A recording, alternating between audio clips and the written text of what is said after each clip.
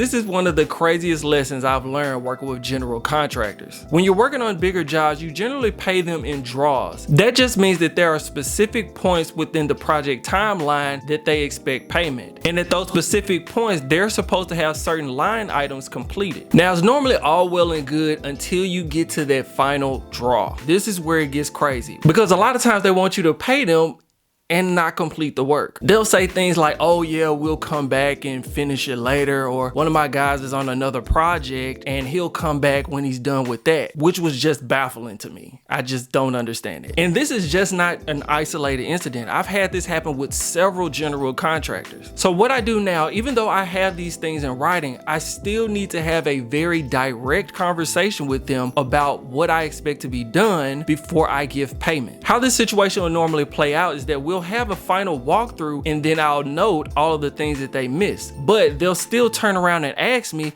for the full final payment. Some will ask for a partial payment as well, but still, I would advise you never do that. Because think about it, if your final draw is $3,000 and all they needed to do was put some shoe molding in the kitchen, that might cost you $100 or something like that. But they rather get that $2,900 and not have to deal with it than to actually come back and do that $100 job. So if you ever come into this situation, I will highly advise you to not pay them partial payments, because once you do that, it's highly unlikely that they're gonna come back to finish that job. If you found this helpful, hit the like button and follow for more real estate investing tips.